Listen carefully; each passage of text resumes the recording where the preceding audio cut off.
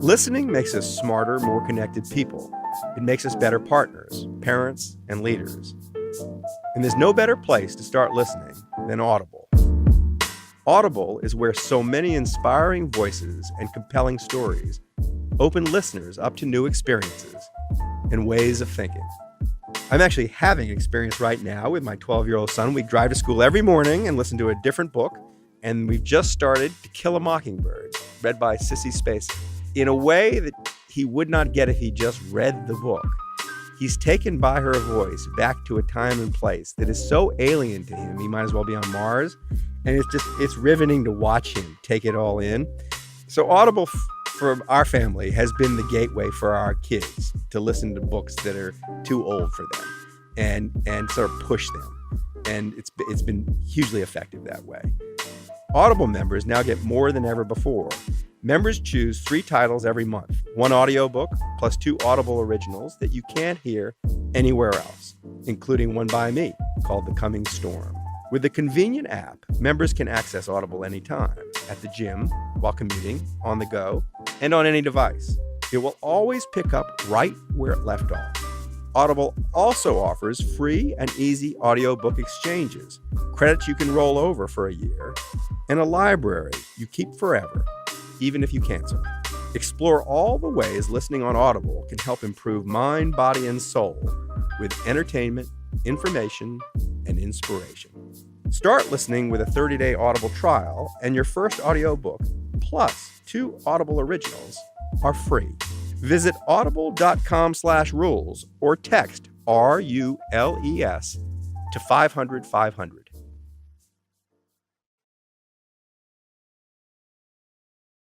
Sorry to wake you up to do this. No, it's fine. All right. So what do you think the stock market is? That's my son, Walker. He's 11. Roughly the same age that I was when my father sat me down for the talk. My father never did actually explain how sex worked. I think he thought a person just naturally figured that out. Money was different. Money was something that needed explaining. I think the stock market is, from the way I look at it, at school, when I'm bored, I can just open up the stock market app and it tells me how much a business is growing and making money. And another thing you can do with the stock market is you can invest money in it. So if the stock market grows, then your money will grow with it. Very true. Both excellent. But how do you open up the stock market app at school if you don't have a phone? It's an iPad. It's on the iPad Pro they give us. At school? Yeah, there's this little thing on the iPad that says stocks, and I pressed on it. And then I just typed some random. I just typed fart on it, and Fart Talks came up. So I have that on my front page now. Fart Talks? Yeah, Fart Talks. Is that a company? Yep. It's called Fart. How do you spell it? FARTOX. Fardox. What did it do? Let's just check this. That's really funny. Hold on one sec. Yeah, and it's been growing, but it has no recent stories. It looks. Oh, you know what? It's not an actual company. It's a complicated stock. Back to the talk. We're at the desk in my office. I've pulled up the Charles Schwab stock trading page. Now, my father had just handed me a little black ledger. He said it was for me to record my stock market holdings. He'd bought me 10 shares of a restaurant company called Chart House because they own Burger King, and I knew what Burger King was. Tell me a company that you like, or a company whose products you really like. Here. Just a company. Any company. Like, do you like Apple? Do you like... Oh, yeah, Apple. Apple's my favorite. If you own a piece of Apple, you might like to own it for a while, but if it goes up, you might want to sell it, right? Mm-hmm. Where do you think you go to sell it? You kind of need a place where everybody who would want to buy shares in Apple or any other company can meet up with anybody who wants to sell the shares in Apple or any other company, right? So it'd be great if there's just one place. And it used to be just one place, the New York Stock Exchange. That's a stock exchange is where buyers and sellers come together to trade shares. But what if the buyers can't afford to fly all the way to New York? Well, that's a very good point. They used to do is make a phone call, or even before that, they'd send a telegram, or even by mail, say, I want to do this, and there'd be someone there for them. And that's called a stockbroker.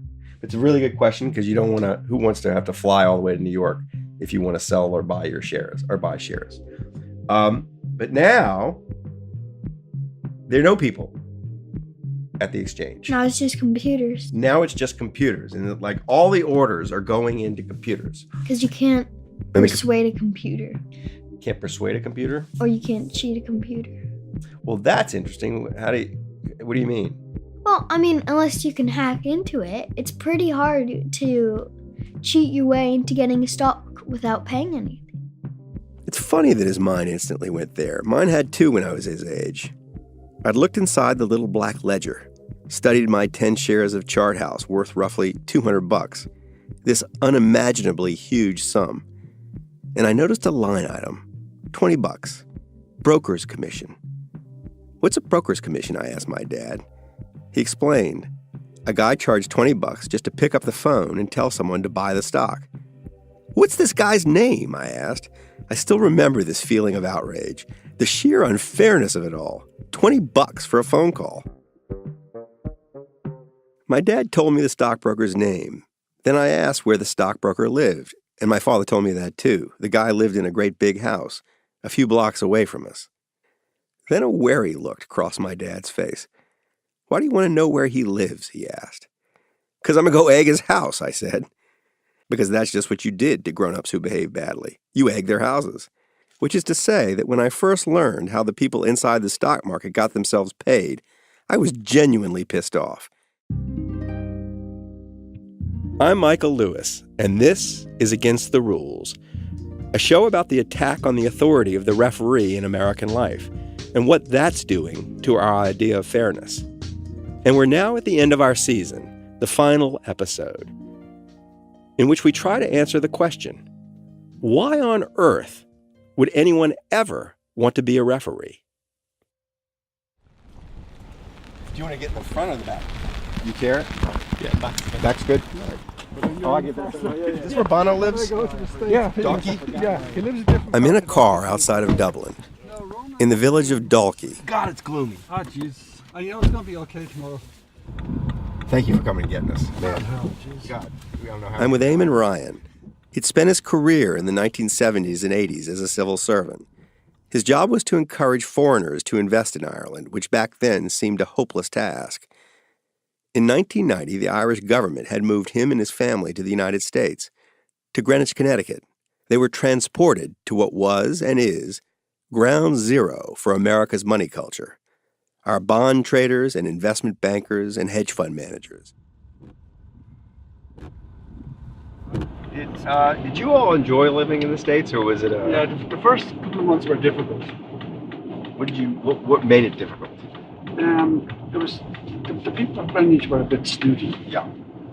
Yeah. A bit snooty, he says, in case you didn't hear it. Well, they are. Yeah.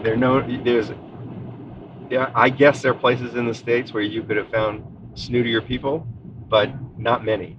No, they think they're farting Chanel number 5. Yeah. Yeah. Yeah. And sometimes they are. Yeah.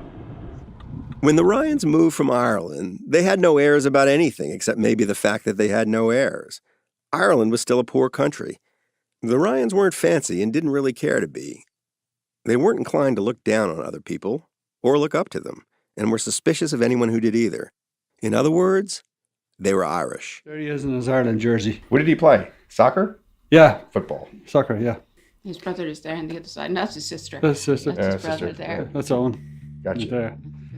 They remained in America 4 years. They sent their 16-year-old son, Ronan, to Greenwich High School, and then on to Fairfield University, where Ronan developed a secret love for a kind of person his parents never fully understood: the American money person. Take me back to the first encounter you ever have with the U.S. stock market. Years ago, my junior year in college, they gave us tours of the New York Stock Exchange floor. This was in 1995. That's Ronan. There was literally thousands of people pushing and shoving, and at the end of the day, when I'm leaving the office at 5, these guys had walked out an hour before. It was flashy cars. They were wearing their jackets in the bars. They were kind of like the cool kids post-college. So I just thought it was interesting. Actually, more than interesting. Ronan wanted to be one of them. One of those people on the lucky side of America. He had no connections and no money and no real reason to think Wall Street was waiting for him. And really, he wasn't much like the Wall Street traders. They were big and he was slight. They projected confidence and he projected doubt. Yet he insisted that Wall Street was where he was going. To himself, that is. He didn't dare whisper any of this to his parents or his friends. It would have sounded phony. He knew what his parents would say. Going to Wall Street? Why? Have you started farting Chanel number 5? As Ronan approached college graduation, his interest in being a stock market trader became an obsession. He wrote dozens of letters to every Wall Street firm, even the small ones. He received only one reply, a form letter. So I graduated in June. My parents had already moved back to Ireland. I was living with my friend's mother on the floor of her apartment, looking for a job, and it wasn't going swimmingly well. And then I got a call one day from a guy from MCI. MCI was a phone company. He went to work for the phone company, and not for the glamorous part of it. And it started off as something called a national account support consultant, and they shipped me off to Atlanta for a couple of weeks and started training me on fiber optic cables and the difference between glass and copper and network switches and voice and data. And I was doing pagers on people's belts. I was doing voice. I was working with travel agents. I would go up to some offices in the Bronx where they literally had phone booths for people who wanted to call home to Colombia or El Salvador and couldn't afford to. A few years later, Ronan moved from the phone company to another company called Radians. Radians was in sort of the same business as MCI. It helped people to move their data around, only Radians was helping people who worked with Wall Street traders. Traders who wanted to speed up their trades in various stock markets. In the early 2000s, all the stock markets, the New York Stock Exchange and NASDAQ and the others, had up and moved out of New York City to New Jersey, where floor space was cheaper. They'd also gotten rid of all the human beings who worked on their trading floors, the guys Ronan had once found so cool. The stock markets were now simply stacks of computers inside New Jersey data centers. The old New York Stock Exchange basically became nothing more than a stage set for CNBC. One day at Radians, Ronan got a strange call from a trader in Kansas City. The guy wanted Ronan to figure out why his stock market orders were taking so long to reach the stock exchanges in New Jersey. And it's taking him 43 milliseconds round trip for these trades to be acknowledged. And I remember my inner monologue at the time is, I don't even know what the hell a millisecond is, but I said, Ted, that sounds terrible. I think I can help you. A millisecond is 1,000th of a second. It takes roughly 400 milliseconds to blink your eye, if you do it fast. Ronan knew that the guy's biggest problem was that he was in Kansas City. Data travels at the speed of light, but it still travels. The further you are from the stock exchanges, the longer it takes for your trades to get to them. So Ronan moved the guy's trading machines into a building in New Jersey near the stock exchanges and dropped his trading time from 43 milliseconds to 3.9 milliseconds, or roughly 100th of the time it takes you to blink your eye, if you do it fast. And this guy came up to visit his computers, I guess, a few weeks later, and he was thrilled. And, according to what he told me, I was trying to ask him, I'm like, what's the value of a millisecond? I'm very pleased that you as my client are happy. I just have no idea why you are. And his explanation was in the first, I believe he said the first 4 or 5 days of trading out of New Jersey, same strategy that I was running in Kansas, I've made more additional profit than to pay for your services for 18 months. Anyway, word soon got out across Wall Street that if you wanted to make your trades go faster, you called Ronan Ryan. And Ronan was soon helping all these high-frequency traders, as they were called. Ronan had no idea how they were making their money, but they would use these mysterious terms like sniffing out the whale order. And they'd be like, we can see footprints of large orders entering the market, and we can, basically if we see there's demand of a stock because a big pension firm or mutual fund is trying to buy it, we can buy it ahead of them and sell it back to them for more. Ronan was running these super straight fiber optic lines across New Jersey. He was scoping out the data centers that housed the exchanges, to find the shortest paths from the traders' computers to the stock exchange computers. The stock exchanges didn't really understand what was going on, at least at first. But then high-frequency traders started to offer the stock exchanges huge sums of money for what seemed like absurdly small things, like a shorter cable between the traders' computers and the stock exchanges' computers. And they all insisted on having their computers inside the same buildings in New Jersey. Co-location, they called it. The stock exchanges became a peculiar kind of landlord. Just the amount that they charge these co-located clients to connect them. You pay to get into the building, and then to get from your spot in the building to the exchange's meet-me point is bananas. Like, they'll charge as much as $40,000 a month for a cable. $40,000 a month for a cable that you could buy retail for $200. Ronan had no clear idea why these big shots were throwing so much money around inside these New Jersey data centers, but then neither did the data centers. The American part of him just sort of went along for the ride. Whatever these people were doing must be cool and great. Just another wonderful aspect of American capitalism. The Irish part of him began to wonder if that was true.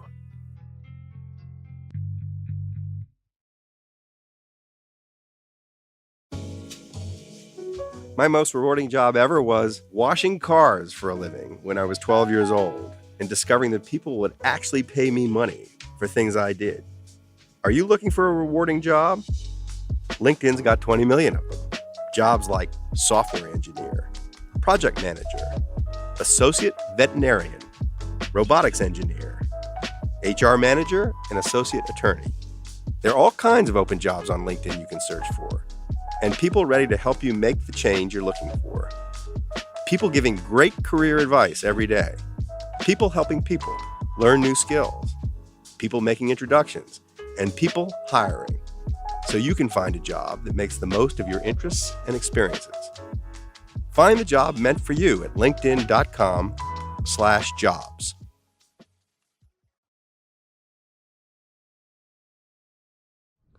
And what is IAX Group? IX Group is a IEX is a stock exchange. All people have things that set them apart. What set Brad Katsuyama apart was his refusal to be set apart. Ever since he was a little kid in the Toronto suburbs, people had been telling him that he was special, and he'd been refusing to take them too seriously. When he was 7, his mom told him he'd been identified as gifted and offered a spot at a special school. Brad said he'd rather stay in the normal school with his friends. When he was 15, he ran a 40-yard dash in 4.5 seconds, and the track coach told him he could be a star. He said he'd rather stay on the football team with his friends. At 17, he could have gone to any university in the world. He chose to go to Wilfrid Laurier, west of Toronto, to stay with his friends. Brad never thought much about what he would do for a living, but the Royal Bank of Canada found him and hired him, and naturally told him he was going to be a star. Brad had never set foot in the United States, but right after 9/11, RBC sent him to Wall Street to run their stock trading. He was 23 years old. And so when the 2008 financial crisis happened, Brad Katsuyama was making $2 million a year running U.S. stock market trading for the Royal Bank of Canada. But by then, at least to him, something was feeling very wrong. The trouble started with the computer he used to trade in the stock market. Up until early 2008, the screens on his trading desk had always given him real-time pictures of the market. If he wanted to buy, say, Hewlett-Packard stock, he'd check his computer screens to see how much of it was offered. If they said 10,000 shares were offered for sale at a certain price, Brad could hit a button and buy all 10,000 shares at that price. Then one day, he couldn't. Basically, the computer says, okay, well, you didn't buy 10,000, you bought 8,000. And so it was bothersome, but you kind of tend to rewire your brain to realize that trading's computerized. It's a fast-moving market. Things are happening. Maybe someone else wanted to buy Hewlett-Packard at the same time I wanted to buy it. The issue is that by 2008, the problem got worse. Instead of buying 80% of what I saw, I'd get 60%. By 2009, instead of getting 60, I'd get 40% of what I saw. So I was missing entire chunks of stock, millions of dollars worth of stock of essentially just disappearing. Brad isn't buying and selling stock just for himself or for the Royal Bank of Canada. Mainly, he's acting on behalf of big American and Canadian pension funds and mutual funds and the ordinary people whose money they managed. His losses are also their losses, and he can't figure out why they're mounting. His first thought was it was a computer problem. Maybe the buttons on his keyboard didn't work or something. The Royal Bank of Canada's Geek Squad turned up at his desk and told him the computer buttons work fine. It was Brad who was the problem, they said. He wasn't pressing the button fast enough. And I'd count to 5 or 7 or 10, whatever. Nothing would happen. Then I'd press the button, and then I'd miss shares and the stock would trade higher. So it was very clear that it wasn't someone else wanted to buy Hewlett-Packard because I wanted to buy it, and something between me pressing the button and my trade actually executing, something was happening, but I could never get a real answer as to what was happening. Brad figured out that whatever was happening had to do with the way information had started to travel. By 2009, the stock exchanges were in some weird relationship with these new traders, these so-called high-frequency traders. What Brad hadn't completely worked out was exactly what enabled these guys to know what he was doing before he even did it. But then he heard about this person who helped make high-speed traders go faster, an Irish guy named Ronan Ryan. Like, people hear, oh, the exchanges are in New Jersey. If you don't live in New Jersey, I live in New Jersey. I happen to know where Mahwah is. I know where Secaucus is. You live in New York. Brad lived in New York. He hadn't a clue where these places were. And these are things that were fairly rudimentary to me, not because I'm smarter than anybody on Wall Street. It's just, this is the industry that I grew up with. Ronan explained to Brad what happened when he pushed the button to trade. That instantaneous was not instantaneous. The signal Brad sent to buy 10,000 shares of Hewlett-Packard needed to travel from his desk at One Liberty Plaza in Lower Manhattan out to the data centers scattered across the Jersey suburbs, to the new stock markets full of server racks trading stocks. So one press of the button, what I thought was an instantaneous action, was actually a series of action that happened over the course of many milliseconds. High-speed traders were able to buy technology and data from the exchanges to pick up a signal at one exchange and race me while my order is in flight to the other exchanges to do one of two things. One, they wanted to cancel any sell orders they had out there because here comes a big buyer. I don't want to sell anymore because I know there's a buyer coming. But two, to actually buy stock ahead of me to sell back to me at a higher price. It's called front running. It's not really about being an investor yourself. It's about finding out what real investors are about to buy and buying it before they do, so you can sell it to them for a higher price. You're only buying because you know I want to buy. And you're buying not to own shares in a company that you think is going to help, develop, an investment return because you understand their business model. No, you're buying it just to flip it back to me because you know I want to buy it. So Brad figures all this out with a lot of help from Ronan. After which, Brad takes a long look at this guy, this oddly wary Irishman. Ronan still longed to be a big-shot Wall Street stock market trader, and Brad decided to make him one. Inside of a year, Ronan was earning more than $1 million. Brad builds this team of people inside the Royal Bank of Canada. The team consists mostly of immigrants who are running tests on the American stock market to see how to unrig it, to see if they can make it impossible for their own stock market orders to be front-run. So they try this. Instead of sending one signal to the 4 New Jersey centers, they send 4 different signals. So they all arrive at the 4 different centers at precisely the same moment. Each signal was in order to buy however many Hewlett-Packard or whatever shares were for sale in just that data center. And just like that, the whole problem vanished, at least for RBC. Brad was once again able to buy all the shares for sale on his trading screen without being scalped, without electronic front-runners in the middle of his trade. But the problem still bothered Brad because it was so obviously, outrageously unfair. The U.S. government had granted licenses to these stock exchanges on the condition that they referee the stock market. Winners and losers are no longer determined solely based on who understands the company better and fundamentals. It's now based on how long my cable is and do I use microwave versus fiber optic cable? We've talked about this sort of thing before in this podcast. It happened with CEO pay consultants and the ratings agencies and art connoisseurs, and probably all kinds of other referees. The ref got bought. In this case, the refs are the stock exchanges. They were now providing a slow picture of the stock market to ordinary investors, while selling a faster picture of that same market to a select group of high-speed traders. That is like finding out the umpire makes more from selling things to one of the teams than they do from umpiring the game. One thing a lot of people don't realize is that right now, New York Stock Exchange, NASDAQ, they make more money selling high-speed data and technology than they do from matching buyers and sellers.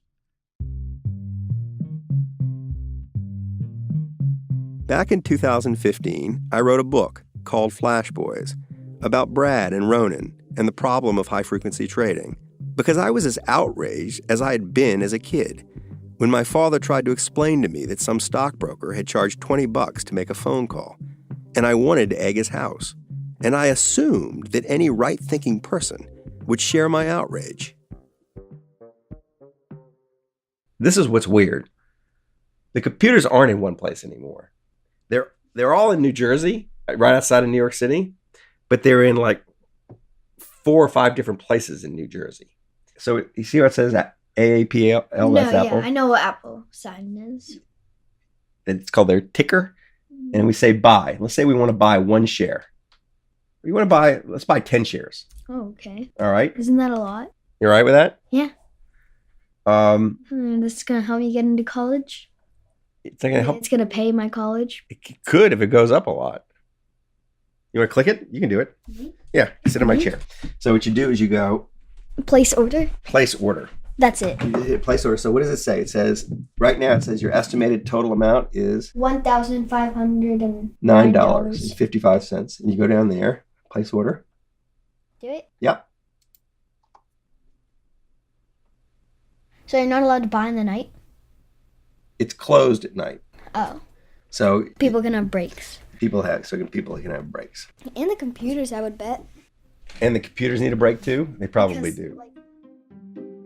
Now I hit him with it, right between the eyes. The brutal facts of life. I explained that when he bought his first Apple shares, these other computers get to see what he's doing before anyone else.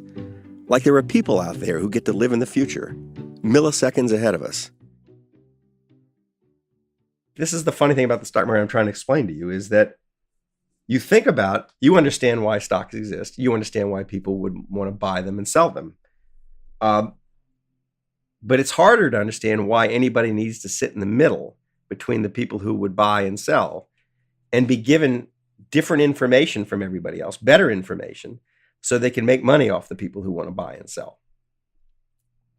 The reason all this happens is it happens so fast that nobody sees it. These signals move at the speed of light, which is, The second fastest thing. what's the first fastest thing? Thought. That threw me for a second. I mean, is it true?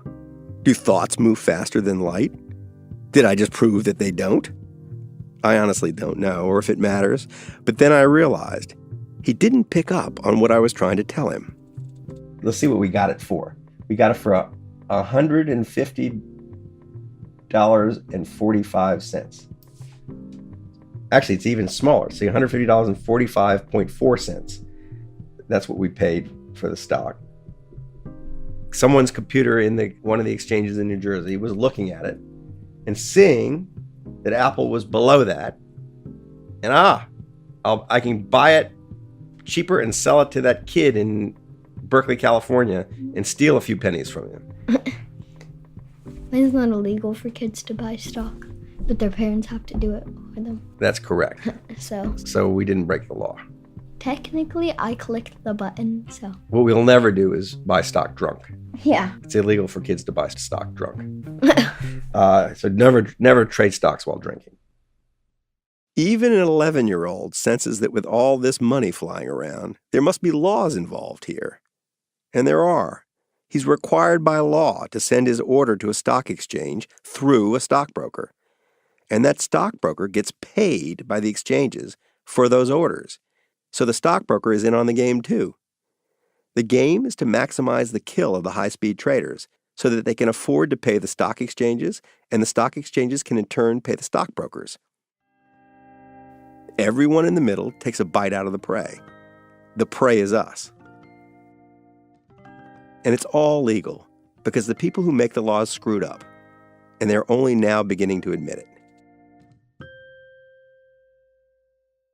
The parent company that owns the New York Stock Exchange, is among the few most profitable companies in the United States, which is astonishing if you think about it, because their business is simply the exchange of financial instruments rather than the creation of anything real. That's Robert Jackson, who in 2017 was named one of the 5 commissioners at the Securities and Exchange Commission. It's supposed to oversee the stock exchanges. Think of it as the referee's referee. I totally understand why a car manufacturer might be, or why an incredibly innovative internet company might be. But the idea that the place you go to make investments is the most profitable business in America tells me that something's wrong.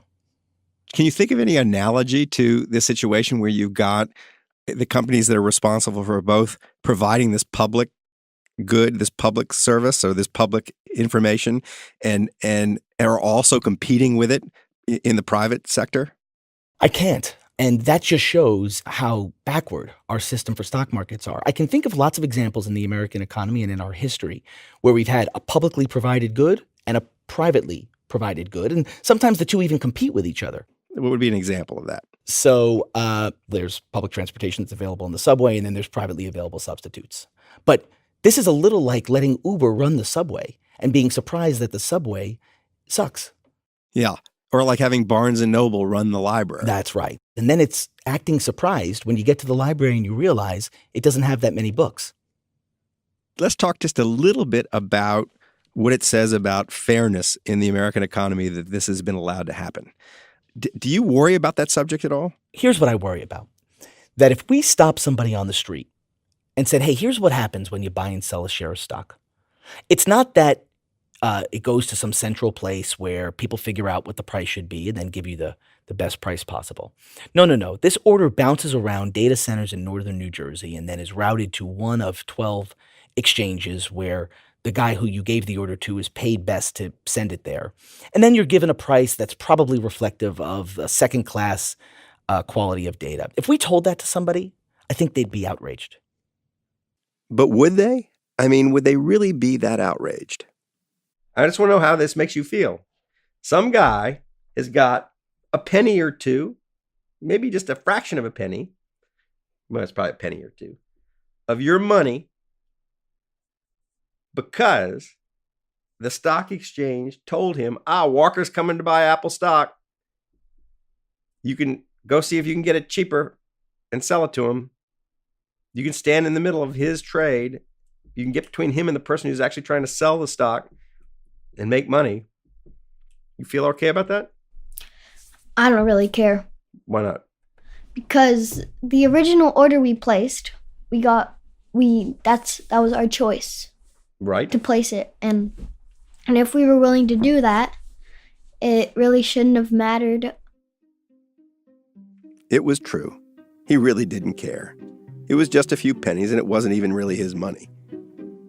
He didn't even care when I told him that if you added it up across the entire market, the theft from all the little kids and grown-ups, it came to many billions of dollars a year.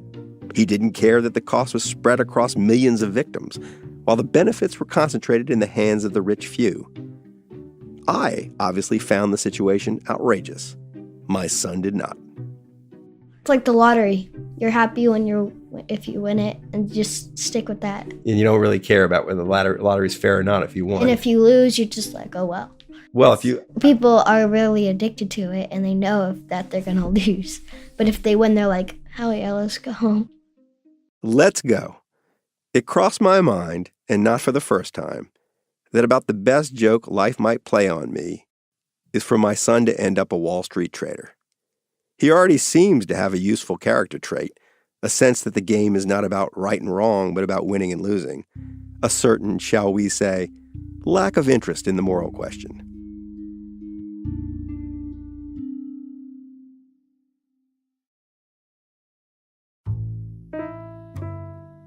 This podcast is all about what happens when a system of rules fail and fairness can't be enforced. Which brings us to ExpressVPN. Big corporations like Google, Facebook, your mobile and internet providers are taking your data and profiting off of it.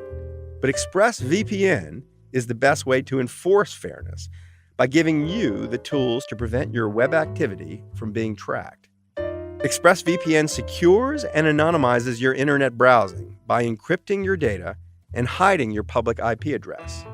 ExpressVPN has easy-to-use apps that run seamlessly in the background of your computer, phone, and tablet.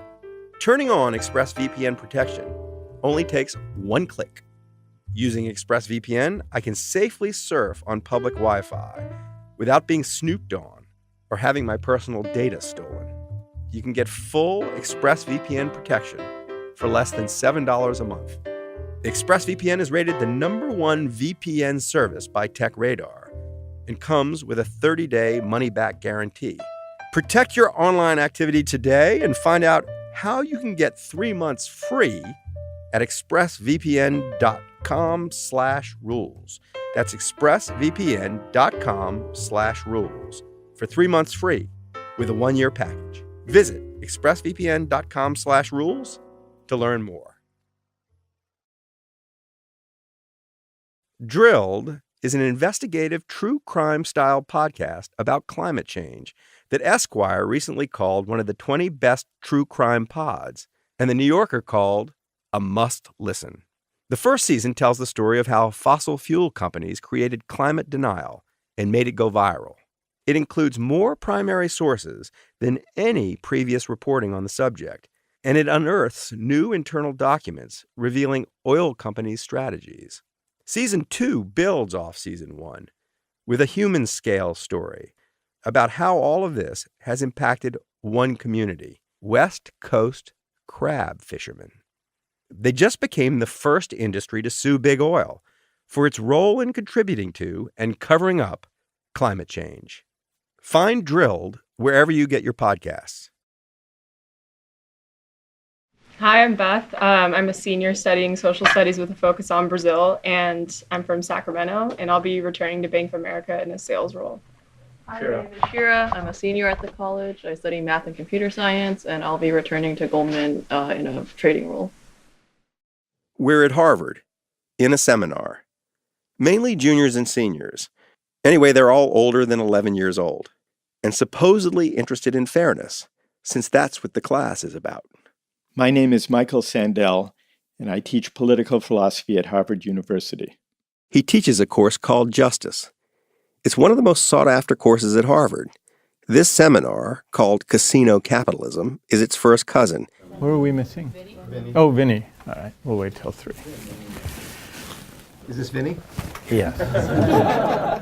Well, welcome, Vinny. Hi, how you doing? It's a chance for 13 hand-picked students to discuss the fairness of a lot of real-world situations, especially real-world situations on Wall Street. Many of the students have already worked on Wall Street and plan to return. Well, why don't we begin? I'm delighted that Michael Lewis and Brad Katsuyama could join us for the discussion of Flash Boys. Shall we go around? Do you want Yeah, so I'm Michael Lewis. I'm the author of Flash Boys and a bunch of other books. And working on this podcast, which can be called Against the Rules. I remember classes like this. The semi-preparedness, the homework half done, the thoughts half-baked. The worry that today I'm going to be found out. Although today that's not the problem. I'm the homework. So is Brad. Brad Katsuyama, I'm CEO, one of the co-founders of IEX. Obviously, I work in finance, whether that's fortunately or unfortunately.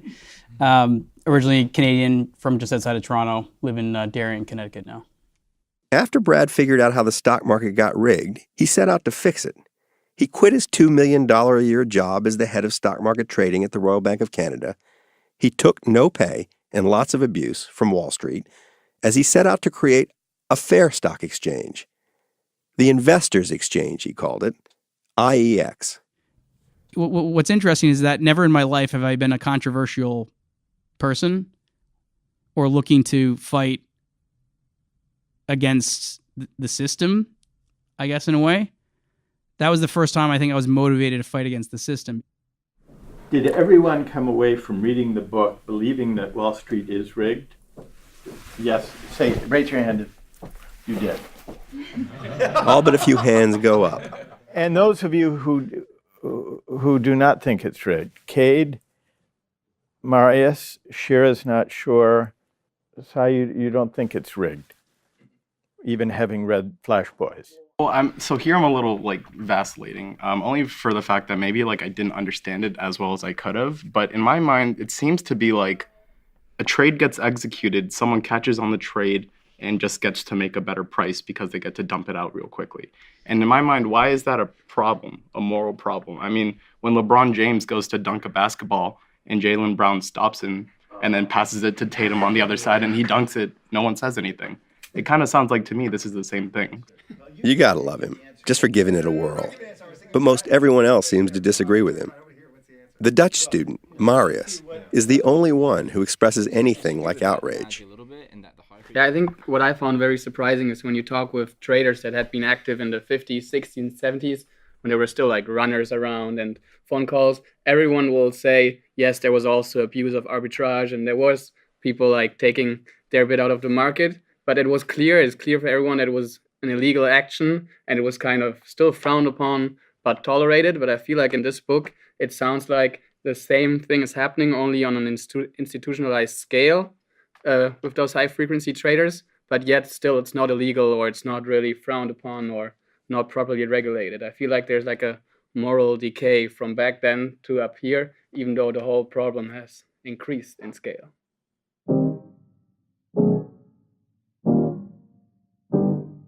It's a great point because I think people are willing to do things behind a computer screen they might not be willing to do in person.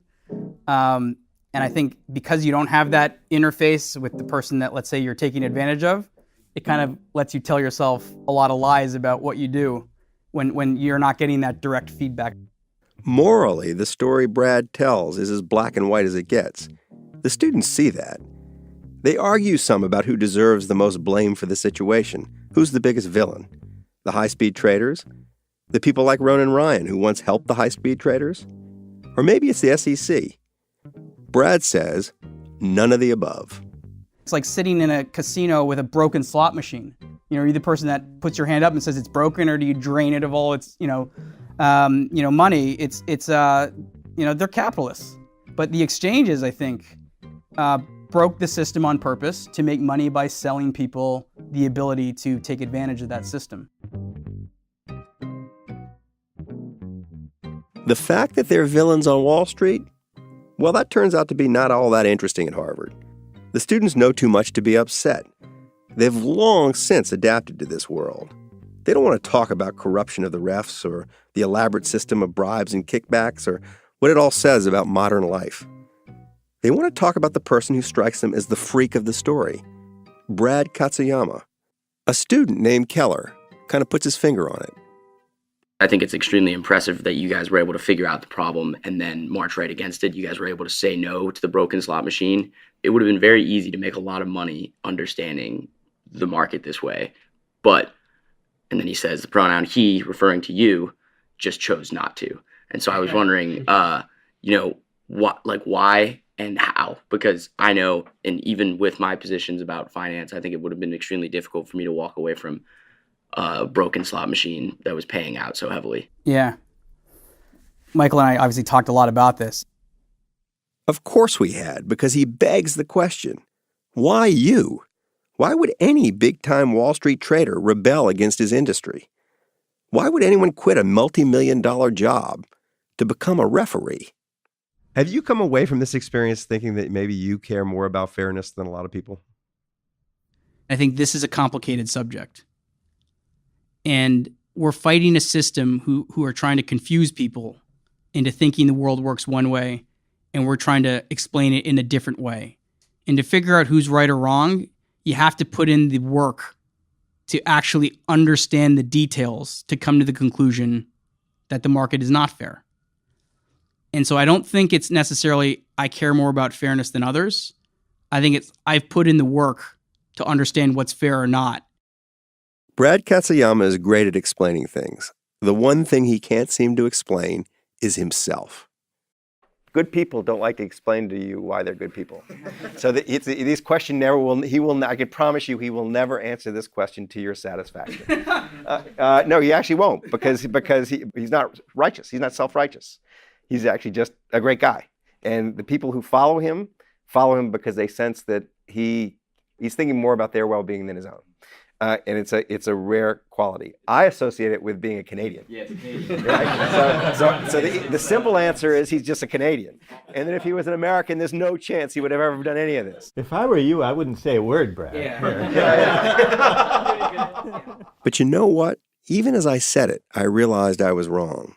Or anyway, that I'd let my mind come to rest before it should. But what was peculiar about your situation and character was it's odd to find someone get as deep into Wall Street as you got before experiencing extreme moral revulsion.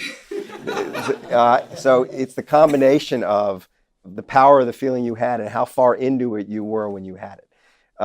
That the kind of person who's going to be, you got a long way into it before they offended your sensibilities, and then they offended it in a big way. Yeah, so that's a fair point. So this is the piece where, I don't use this as a place to try to take the moral high ground, because I did tolerate a lot of stuff. I saw a lot of stuff that I just did not think was good. And I just looked at it, that's really screwed up, and I moved on. So what was it about this particular situation that led him to turn his back on money and risk it all to make the world fair? Brad's decision was hard for the Harvard students to understand. Ronan Ryan's would have been utterly incomprehensible. It's right in that it's in this building. They have direct fiber optic connections to every NBA arena from here. That's crazy. It is crazy, and it's right. It's right. See the NBA logo. Oh yeah. That's funny because the lady who wanted me to meet you was saying, meet him at the NBA Center. I'm like, what the fuck are you talking about? No, I had no idea. Knows I think they keep it there so nobody comes and shoots them. The NBA Replay Center is where this podcast began. It's also just down the road from where Ronan's career collided with Wall Street. The whole area looks as if it's waiting for someone to replace the rock on top of it that they wish they'd never removed. But a lot happens here. Let's see. I wonder, can we just pull in here? There you go.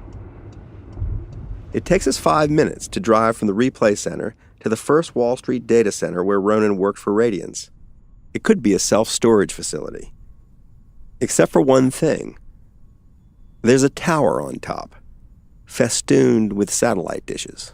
Look where we're sitting right now, Michael. We're in a crappy parking lot across the street from one of the most important capital market building on the globe. On the globe.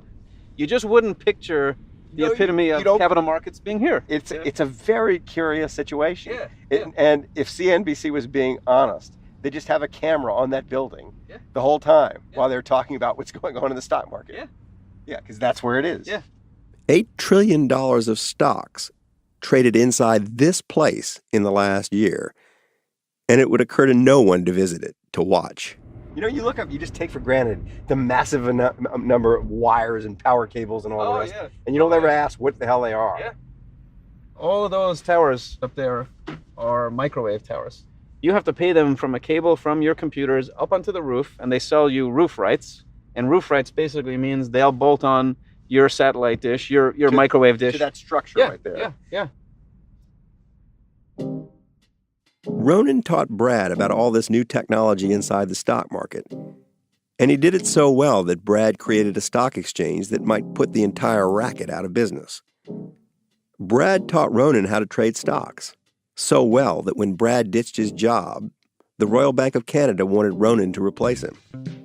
Which is to say that Ronan Ryan finally, after 15 years, got the job offer he had dreamed of. That of big-shot Wall Street trader, making millions of dollars a year.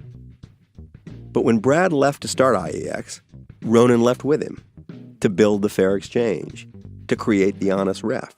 And they didn't do it in the American way, by getting outraged or appealing to a higher authority or electing a crazy person. They just did an end run around the whole problem of high-frequency trading. Inside this same bland New Jersey warehouse, IEX coiled miles of fiber optic cable and stuck it in a box.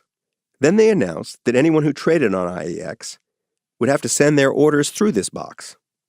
The magic shoebox, Ronan called it. It slowed down the high-speed traders just enough. Explain in the simplest ways that so your mom could explain what the speed bump does. It's literally coiled cable, 38 miles of cable, which takes the light signal 350 millionths of a second to go around it. So we're not talking about slowing things down dramatically. But what that allows us to do as an exchange is it gives us, the exchange, this clearest picture on what's going on in the market. Whereas other exchanges, because they're slower than the people trading on their market, they're printing trades without a clear picture of what's going on. So rather than try to race the high frequency. The magic shoebox is a machine for slowing things down in a speeded up world. An engine of fairness. There have been a bunch of studies about its effects. It saves investors somewhere between 1 and 12 basis points. A basis point is 1/100%, which sounds like a tiny amount, right? But across the American stock market, each basis point comes to $7 billion a year. So if the entire stock market traded on IEX, investors would be spared being ripped off somewhere between $7 and $84 billion a year. This shit adds up in Jersey.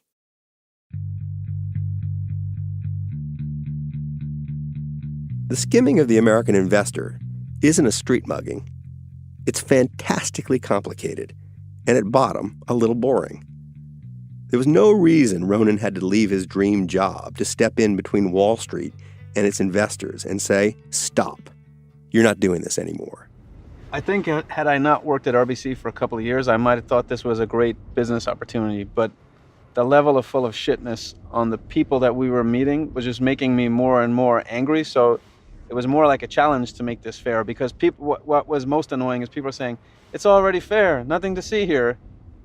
Ronan could have walked away from his middle-class Irish self and acquired whatever he wanted, including heirs. Instead, he flew to Ireland. His parents still had no real idea what their son did for a living. But he wanted to talk to them about it, because somehow they were still important to him. Their voices were still in his head. Can I take your coat? Can I just hang it over a chair, maybe? Is that okay? Okay. That's why I'd gone to visit Ronan's mom and dad, just outside of Dublin, in the village of Dalkey, to hear their voices. What did you think when he told you he was making $1 million a year? Holy shit. You had no idea? No. It's hard to believe. You know, I couldn't kind of think. You know, they say in every business deal, there are two people. There's a fucker and a fuckee. And I knew Ronan could be the fucker, you know. so that's the yeah. I had a feeling about him. And then in the same breath that Ronan revealed his new Wall Street power and wealth, he confessed that he was thinking of walking away from it all, plus tossing a match over his shoulder to burn the place down, in a way that would make it virtually impossible to go back as a regular trader on Wall Street. And for Ronan's dad, here was the kicker. His son was leaving the playing field to become a referee.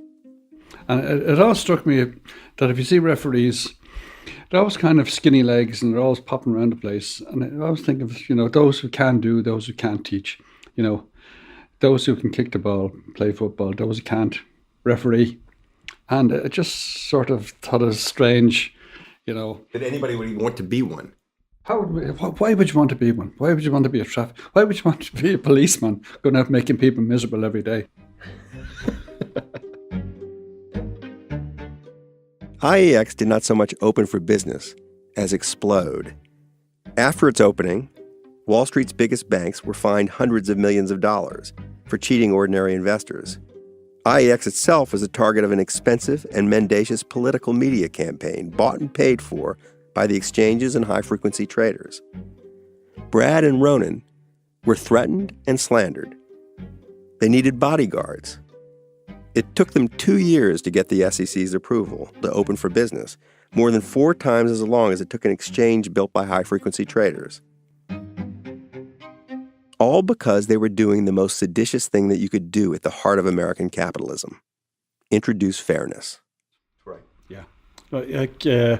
Fathers never really know what their sons are at. Like, my father never knew what job I had. He thought I worked for St. Vincent de Paul charitable organization, give their money to companies.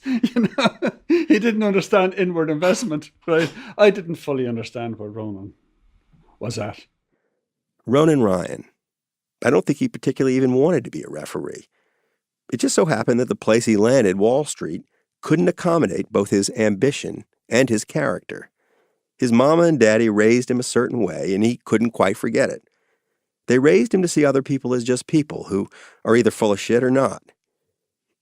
It turned out that Wall Street had a crying need for someone who was not full of shit. And Ronan Ryan had a serious talent for it. Would you like to have your tea now? Yes, that would be great. Did you get your milk? You did, yeah. I did. Yeah. I got everything. The sugar's plates there somewhere. Why do people become referees? Actual refs, I mean, not the ones who get into it because some powerful player has bribed them to play the role. I don't think there's a single simple reason. The refs in the NBA, they're there mainly because they love the game and it's their way into it. Ken Feinberg, he discovered in himself a gift for a kind of ferocious neutrality, found ways to exercise that gift, and discovered that our society just now desperately needs it. Let's pause a moment to thank our refs, the honest ones. We can tell ourselves that they're doing what they're doing for the same self-serving reasons the rest of us do what we do. But there really are people who step up in certain moments, in certain situations, to insist on fairness, even if their fathers never fully understand what they do, and even though the world never fully appreciates it.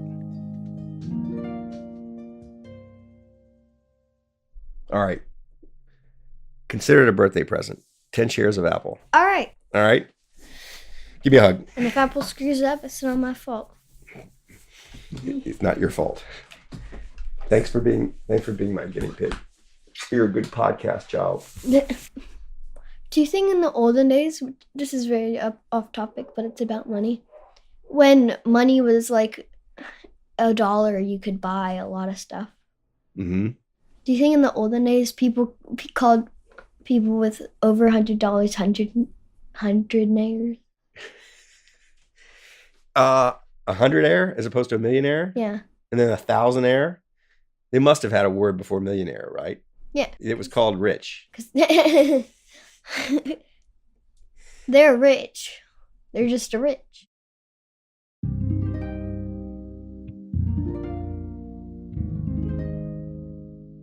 I'm Michael Lewis. Thanks for listening to Against the Rules. Against the Rules is brought to you by Pushkin Industries. The show is produced by Audrey Dilling and Catherine Girardeau, with research assistance from Zoe Oliver Gray and Beth Johnson. Our editor is Julia Barton. Mia Lobel is our executive producer. Our theme was composed by Nick Bertel, with additional scoring by Seth Samuel. Mastering by Jason Gambrell. Our show was recorded at Northgate Studios in Berkeley by Topher Ruth. Special thanks to our founders, Jacob Weisberg and Malcolm Gladwell.